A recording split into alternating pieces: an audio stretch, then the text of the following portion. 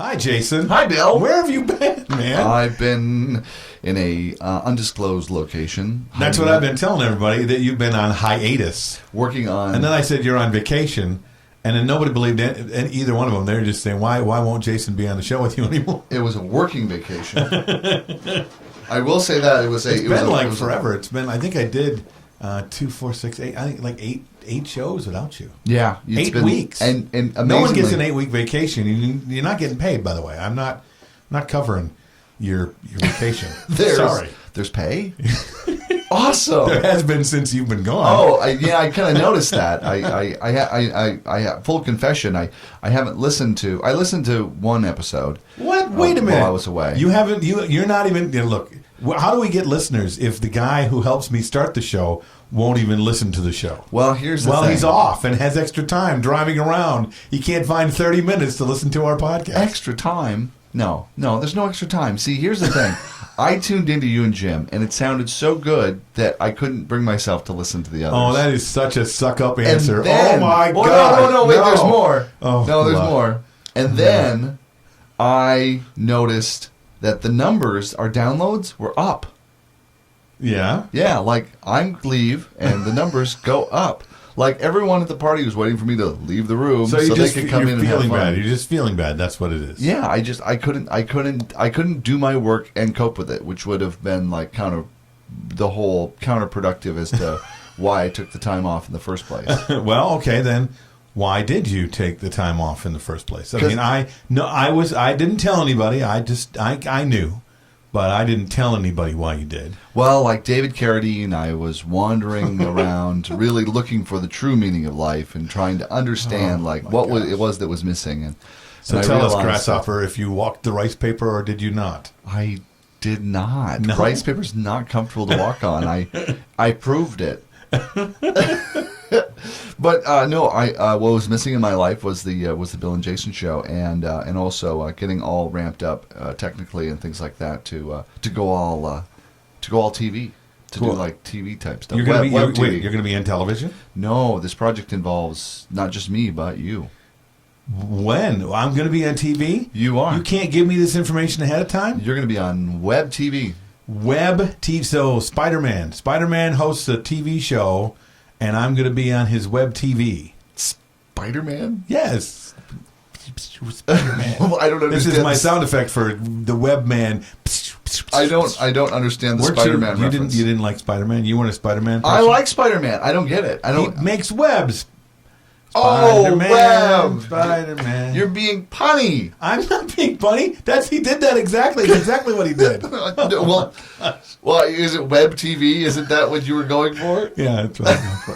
Oh, God. Welcome to the Bill and Jason Show. I'm Bill Hermann, and well back from his hiatus, vacation, and feeling fresh. He doesn't even tan. It's Jason Jones vacation. Right there, right in front of me. I wasn't on vacation. It was totally a work thing. Yeah. And it was to get this thing started. Yes, this thing and as well as a list of other things. Is this... I do some rearranging in my entertainment business, and I just had a big old pile of stuff to do. And I still do, but I'm like, well, how long am I going to be gone from the show? I didn't want to quit the show. I just wanted to be on a hiatus. Yeah, because I can't do the Bill and Jason show without Jason for very long without changing it to the Bill and whoever he can get to sit across the table from him show. No, which is a much longer URL. All honesty, the shows were really, really good. You found like really interesting people to talk to. I think I should take hiatuses on a regular basis just to improve the quality of the show. Well, and you know the show that got the most downloads of any of the shows? Yeah. The one where I brought my wife on. Wow. You've been saying we need to have our wives on the show. Well, yeah, but I didn't expect that a bunch of DJs would have wanted to hear from my wife. Unless, of course, they were looking to tune in to find out what a jerk I am when I'm not on a microphone. Well, we always knew that our success, our wives were really behind the secret to our success, and now it's kind of like tangible evidence. Yeah, we can't like not tell them anymore. Right. Get it proof. And now you brought it up on the show. Right. So, well, but she doesn't even listen to the show. That's right. They don't listen to these shows. She didn't even listen to the show she was on. Well, and she's not even. They're not going to watch it either. Right. I know that. It's like us compete with The Bachelor. Hello. Never. No, your wife watched The Bachelor. Mine is always into the HGTV shows, all the let's build a house and tear it down and rebuild it again and make over a room and a bathroom and. I have to say, I can't stand watching The Bachelor, but I can watch the International House Hunters. Really? That is, well, it's kind of the same show. But it's the Weather Channel for my. Well, the Weather Channel was for my dad. That show is for me. I can sit and just relax and listen to that. Have you ever heard the narrator? Oh, Bob and Jan are looking for a new home. They've checked Tuscany, Italy, and you see this beautiful scenery. Oh, nice. Here in home number 1, it's like, oh, that looks like a great place to live. Right. And of course, the best part of all these homes, they're all clean.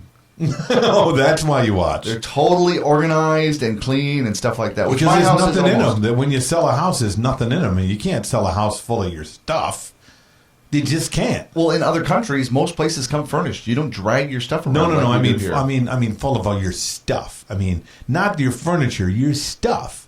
You can't sell a house when you come in and say, "Oh, look at all that stuff on the counter and all the stuff by the television and all the stuff over there."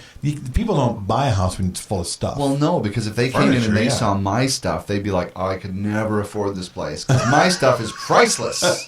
Yeah. You know, it's like having Maltese Falcons all over the house. It's like, what is it? It's like absolutely most valuable things in the world is all my stuff. Okay. I'll go with you. Yeah. It's true, isn't it? Isn't it the same? I guess that you have priceless things in your house with your stuff. No, not really. It's priceless to me. I have stuff that I don't want to get rid of, but it's not necessarily priceless. You know, like that IKEA dimmer right over there.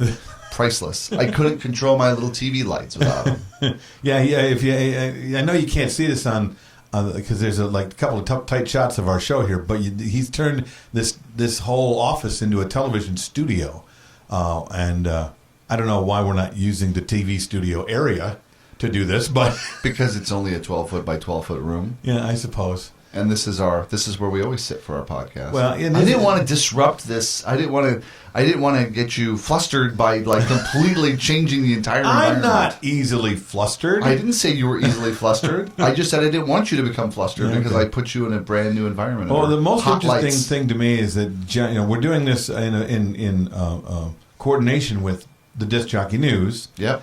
And John Young, the producer of DJNTV, executive and Disc Jockey News, and the editor, he seems to think that training a couple of cameras on 2 microphones in a studio with 2 people looking at each other, not doing any flips or there's no crazy background stuff going on. This is about as much action you're going to get on the show. That's awesome. That's going to be interesting.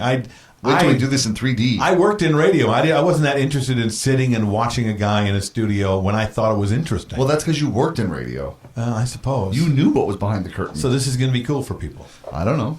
All right. We'll find out. We should probably talk about something interesting to find out. So, anyway, I'm really digging looking at myself right now. That's the biggest... Well, yeah.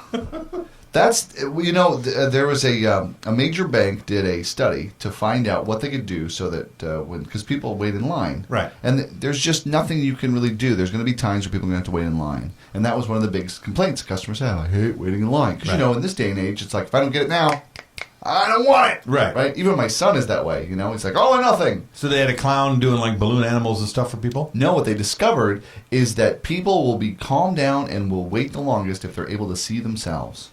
What? So they put up mirrors. Oh, you gotta be kidding. And when people can look at themselves and how do I look with that person? Ooh, how do I look with that? That's gotta be an American thing. I don't know, maybe.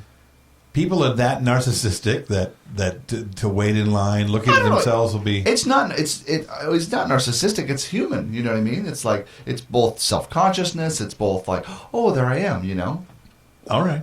It's just kind of and this is a true thing. This is a true thing. No, they proved it. How come then my bank doesn't have mirrors up everywhere? Well, because they don't care if you stand in line or not. Because my bank doesn't care about me. No, you go to a bank that has mirrors up, they care about you. Well, they pretend like they care about me every time I get to the. They're calming you down. Hello, Mr. Herman. How are you today? All right, they chat you up. Is there anything I can do for you today? It's in the drawer. I put a thing in the drawer. I like to have, I like to make a deposit and check. Okay, Mr. Herman. Well, we'll get right to that in a minute. Hope you're having a really great day.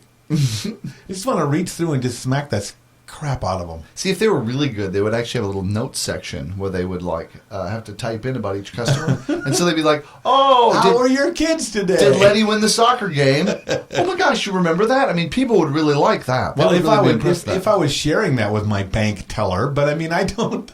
I expect my bank teller to be able to count. Well, see, but that's it. But if they're really gonna do rapport, okay, let's say if they're really gonna do rapport, not this pretend crap that annoys you, and they're really gonna do a rapport, right? Then they actually keep a database because they already have a file on you to bleep up, right? Yeah. And so they could actually have it set up so that they add things in, so it would put up like ask about Letty's soccer game, you know, and it'd be like, hey, Mr. Herman, hey, did Letty win the soccer game? And you're like, yeah, she did. It's like that's great. Have you started a savings account for her?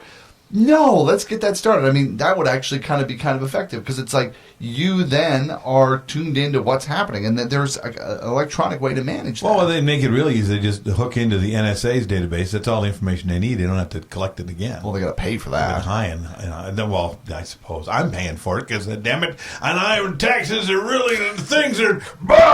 No. Drug money pays for that. Clandestine stuff's all paid with drug money. Everybody knows that. Yeah, and the aliens know more than that anyway. So that's right. Hey, by the way, my favorite weird story of the week is better than anything I was able to find when I was hanging out with other people. I don't know why it is when I'm going to do the show with you now. Now I'm finding out really great stories.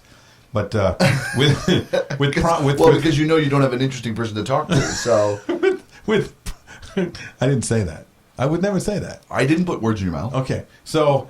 Prom season's coming up, and we've DJ'd proms in the past. Yeah. And I noticed that Kentucky Fried Chicken is a real story. I looked to double check that this website wasn't from The Onion or some other kind of thing. But Kentucky Fried Chicken is unveiling a corsage called a drumstick corsage.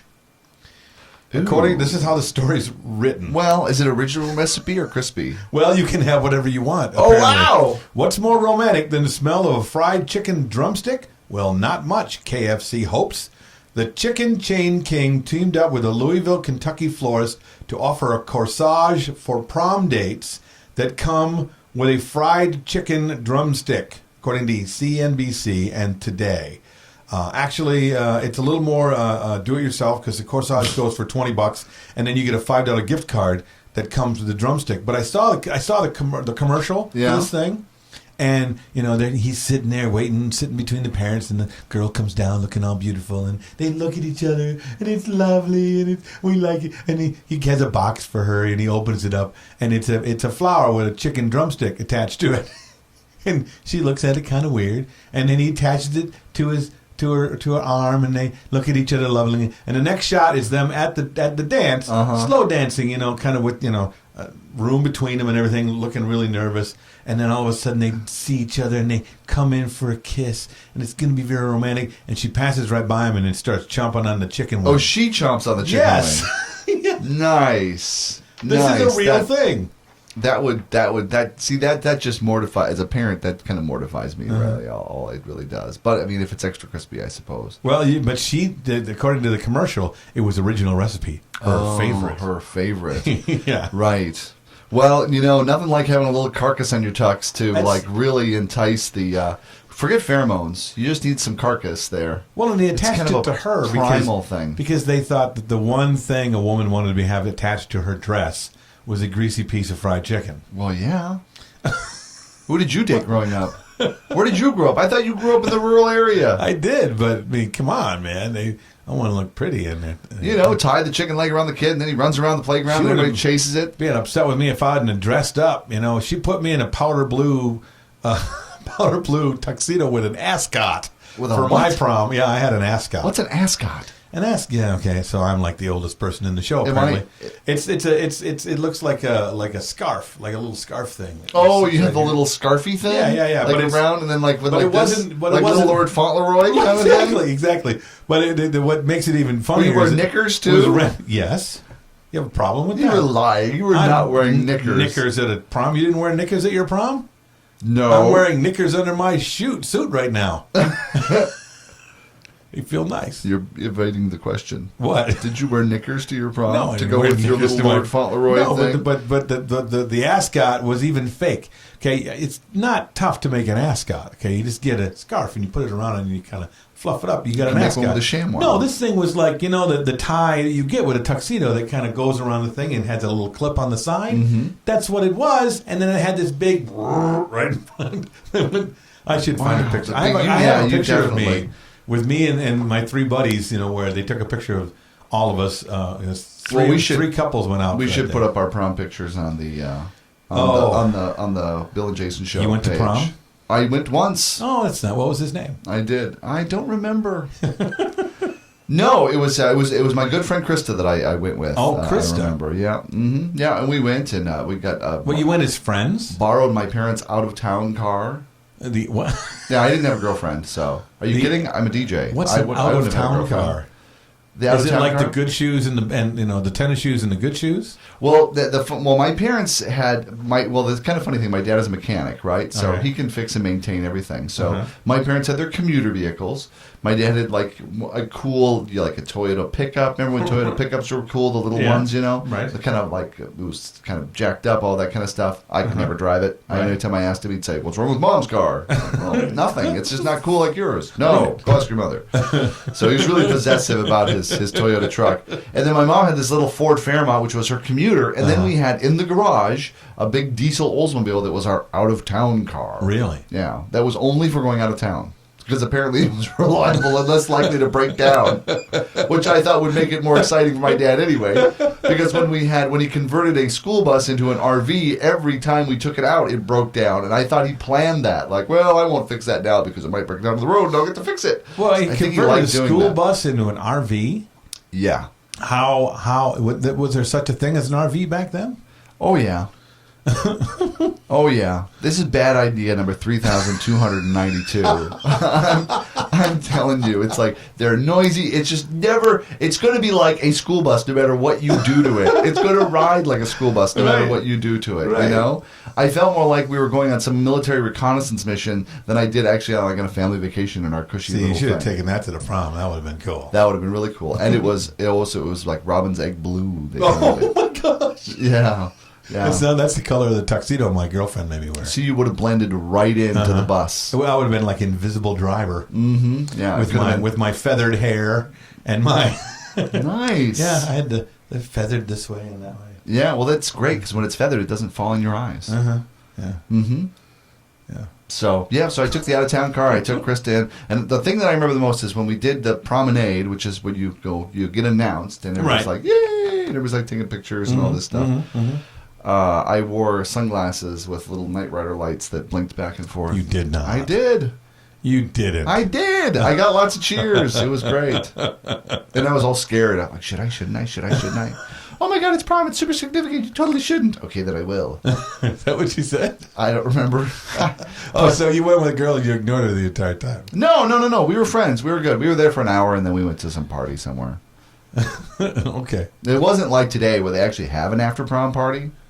So you don't go. They and had 'em back drink then. And, well, yeah, but they were just different. We drank in the van on the way over. One of us threw up before we got to the prom. Right. Well, see, now they have all kinds of activities to kind of like cut that off the And past. a big kegger out in the woods afterwards. Fact, I wonder, like, if the what are bigger bookings for you? Let us know by posting on the Bill Jason Show page. You talking or even to me? No, I'm talking to our viewer. Let Let us know. Our one viewer. Hi. Thanks for watching. Yeah. Please don't go. Wait, come back. Wait. Oh, okay, they're just getting a snack. No, They're thank just you, getting a thank snack. you. Well, wait. We'll bring this They're up gonna- later when they come back. They're eating a corsage. So while they're away, the little wings. Yeah, exactly. It's a A necklace. little chicken drumstick. That's right, to make you more attractive. So I always wondered where prom came from. Like, what's the origination of prom anyway? Where it came from? Yeah, like what? Or how it started and Well, stuff. how it started? It just seems like such a strange ritual, and it's such a big deal is made out of it. It's like this rite of passage kind of thing, and it's almost felt like to me growing up like this was a mock wedding kind of thing. Because it's like you get dressed. This is the only other time you get dressed up like that was for a wedding or church. Well, I never thought. And it wasn't mock church. Yeah. You know. Yeah. Okay, I got it. So that's what it seemed like. So I'm like, well, I'm going to look it up. I'm going to find out. Okay. Right. So I'm going to find out. So it doesn't really. I really wasn't really satisfied. I mean, it just goes way back to like the co-ed banquets of the 19th century at American universities for each graduating class. It's like, oh, we're graduating. Let's have a banquet. I'm sure they ate a chicken drumstick. Right. From corsage. Kentucky Fried. Precisely. Thank you. With the buckets on the They've table. been using that idea since the turn of the century. Yeah, and the colonel giving a little rousing speech. A live chicken you'd wear right to the prom. Mm-hmm.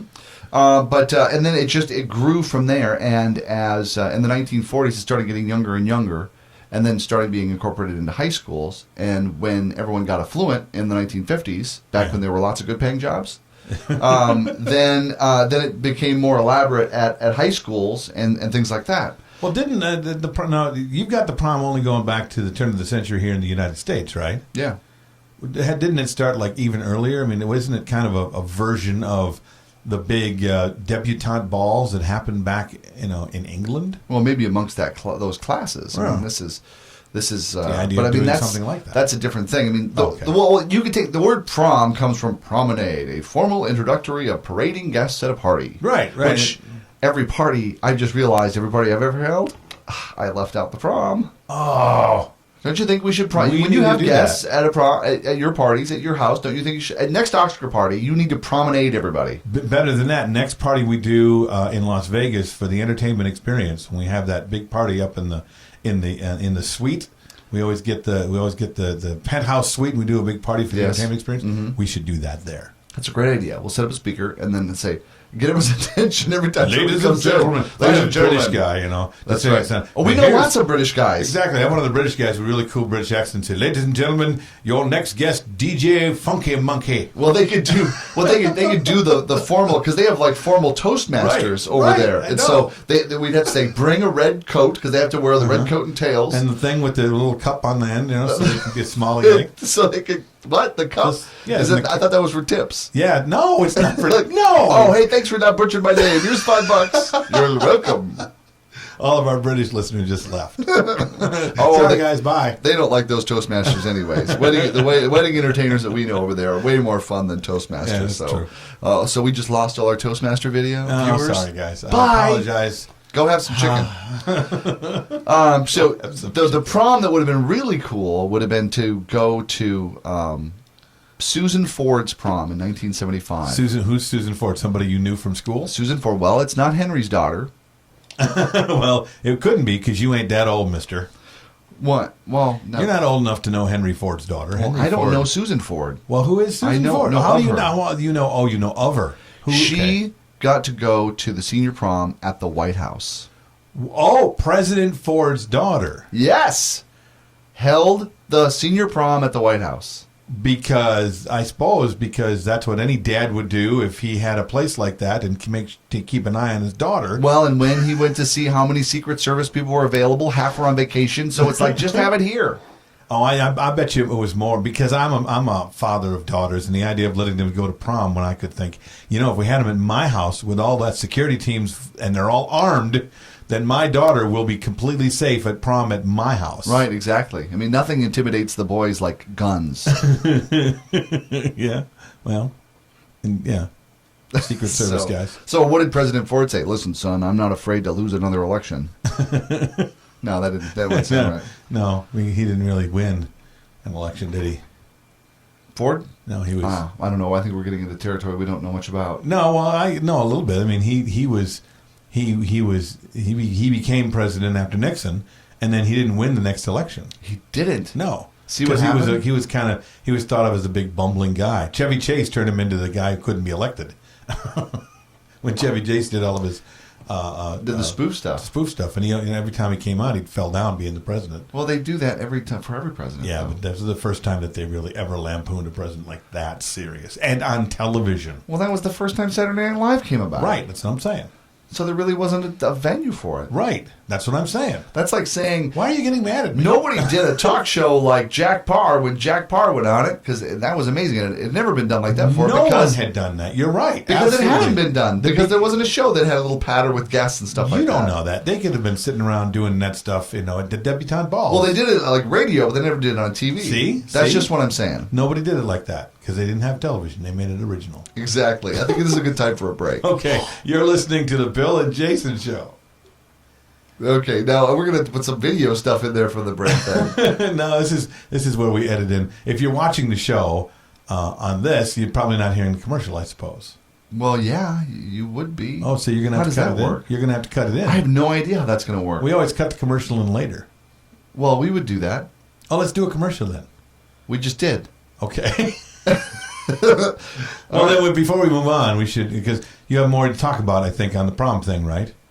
Yeah. Yes, are okay. Are you tired of prom? No, I want to hear more, but we got to get the public apology in. Oh, the public apology. Right, Well, and we've been doing the public apology. In fact, many of the people that have been hosting or sitting in for you have been doing the public apology. They have they been apologizing for me, or are they doing their own? They're doing their own mostly. Okay. Mostly apologizing. Well, I think they were just feeling sorry for themselves more than anything. But more time with Bill Herman I had ever spent. I thought it would be better. So here we go. It's time now for the public apology on the Bill and Jason Show.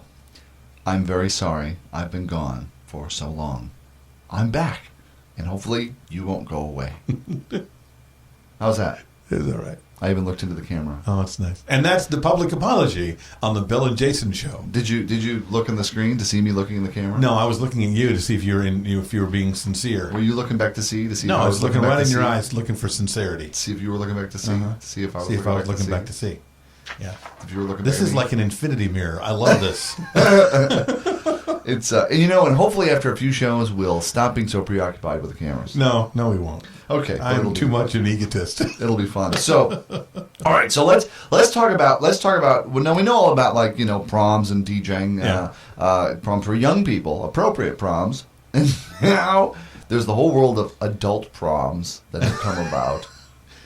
And the question of what? Is it like adult diapers? Adult. Well, see, there was I found an old blog post in the Village Voice that was back in 2011. Yeah. Yeah, by Jen Dahl, and she was responding to a New York Times article on this adult prom that was written about in Green Bay. Okay. And she said, this was so brilliant, just by putting adult in front of something makes it sad all by itself. Because it means you're trying to recapture something that you just shouldn't, or why are you going there? It brings up all kinds of questions of sadness for a person and people that I mean, like adult tricycle.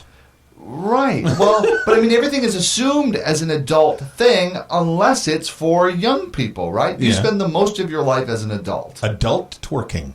Right. Right. That sounds weird because adults are supposed to be the ones twerking anyway, aren't they? I don't know.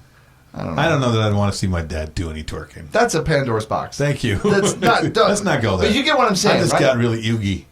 You get what I'm saying? I got exactly what you're saying. Okay. I'm with you. Go, baby. So in the article, they featured an adult prom that went on in Green Bay, Wisconsin, and, right across. And the conclusion is that adult prom is really all about the anticipation of prom. Okay. Like, this is gonna be so much fun. I'm getting my hair done, and I'm getting all fixed up. Well, and when you anticipate a prom as an adult, you're getting anticipatory about your kids going to prom. Right. That's what's healthy and normal. Right. And then there are those that are anticipating going to their own prom again. Yeah. Who are loving it and finding that the preparation and getting there is all exciting, but the actual happening, the actual event is not. The writer of the article described having the same awkwardness as high school, which is sad. I mean, you're an adult. Well, first of all, yeah. And then it's only more tolerable because you can get drunk, which opens the door for more inappropriate behavior that's somehow weirdly socially acceptable. One woman was wandering around where her date had disappeared to. Wait, did this lady go to this Green Bay prom? Which lady? The lady who wrote the article in the Village Voice. No. The Village Voice was responding to the article that this lady wrote in Green Bay. In Got it. the New York Times about the adult prom in Green All right. Bay. Okay. Sorry. So connecting all the dots. Well, was her article a good article, or did she spend a lot of time making fun of it after she did it? It wasn't really making fun of it. It was just kind of like, oh, this is kind of a sad event. It was kind of so the Green Bay lady thought it was sad, or would the Village Voice people? Because I can see the difference. I can see people in New York, especially the Village Voice writers, all the hipsters that like to look down upon all us Midwesterners. When this idea is really just, honestly, just a theme idea for a bunch of adults to get out of the house and have some fun and put on their old 80s clothes and do something, silly. Mm-hmm. I mean, I can, New Yorkers would probably tend to kind of look down at those people. Well, you don't know that. Well, it sounds like that's what's going on with this lady. Well, we'll have to ask our friends in New York. Okay, well, or the writer of the Village Voice article. Well, the Village, you're confusing things. Okay, so the person I don't confuse things. The person who wrote the Village Voice blog post was reacting to the story about adult prom, Right.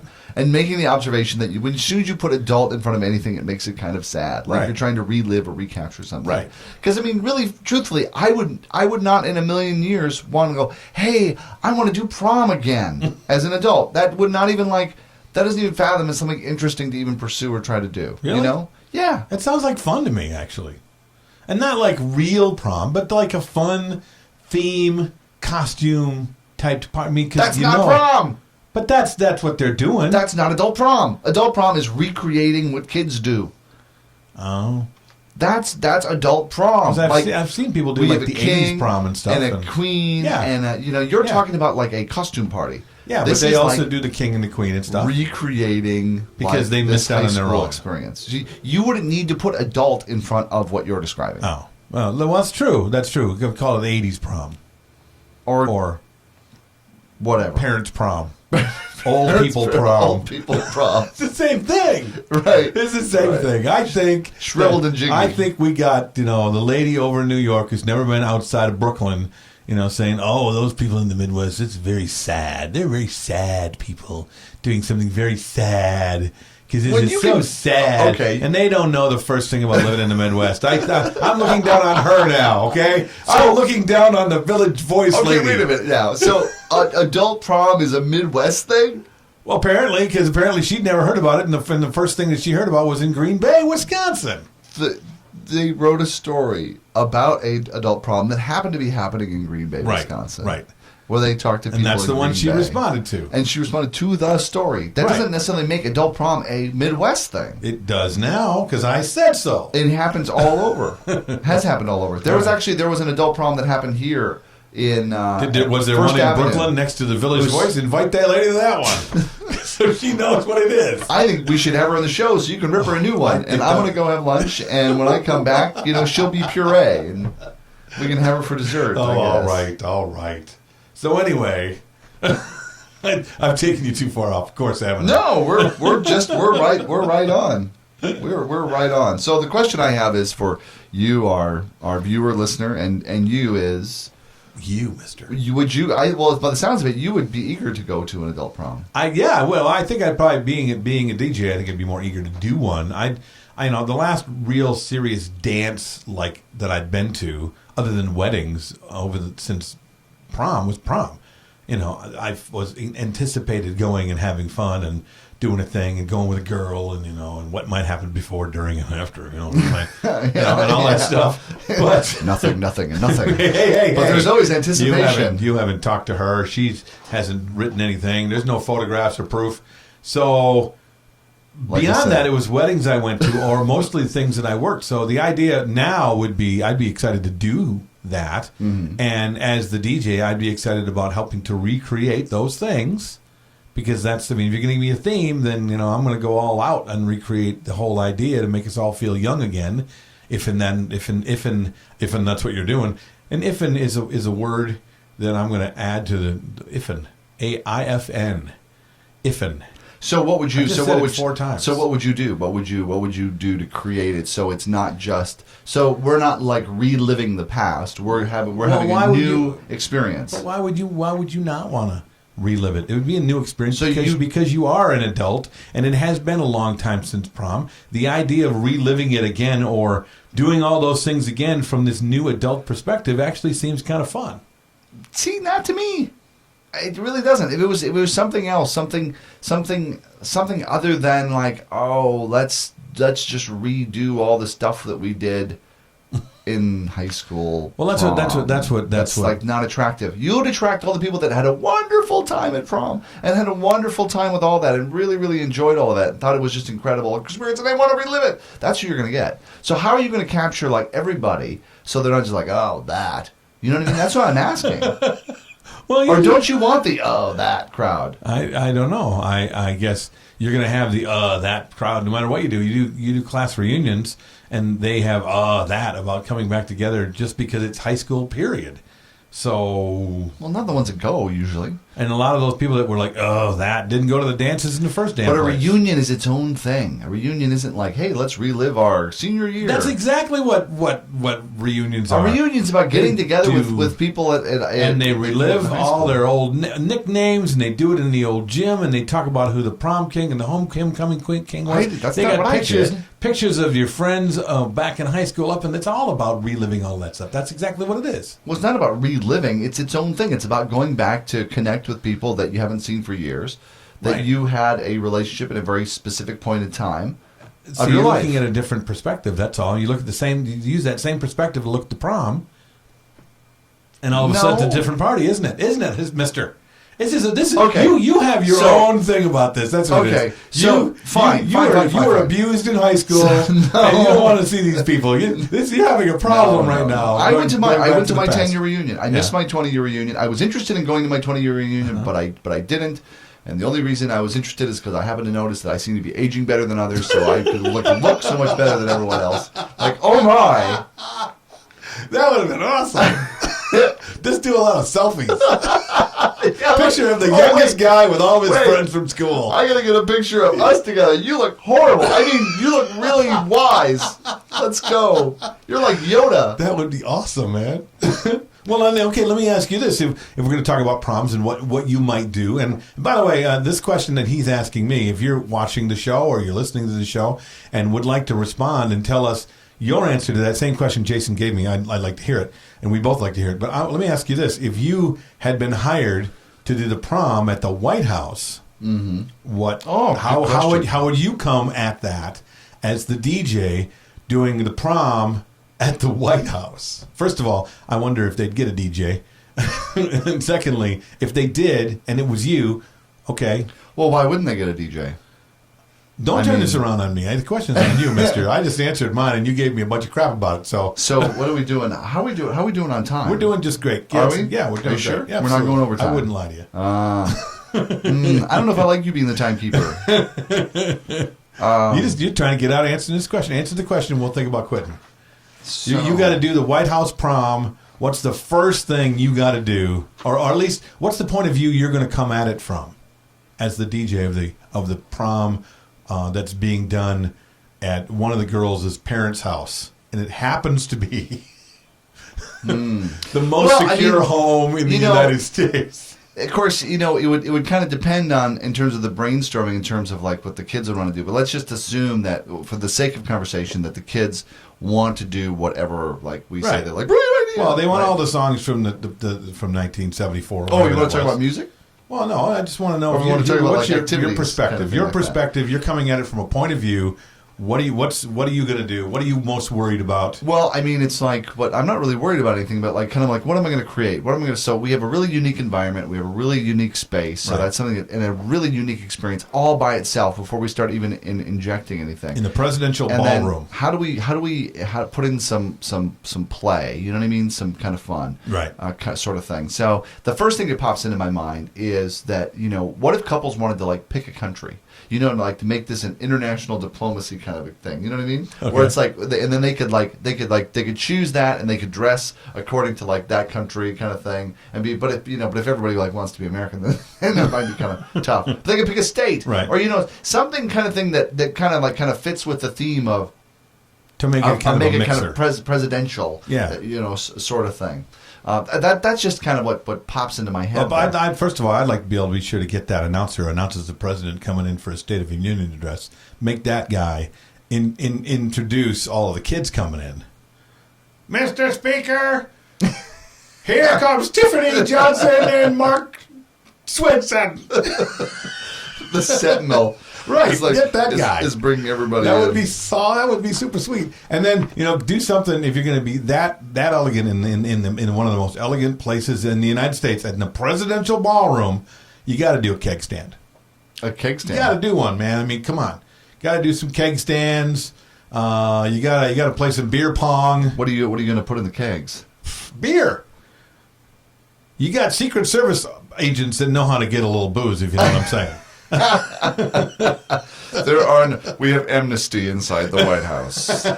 Oh, by the way, you're all sleeping over. Right, exactly. Don't worry, it's not the Clinton White House. Oh, I went to booze. You went much nastier than me. What are you talking about? I don't know what you're talking about. That's okay.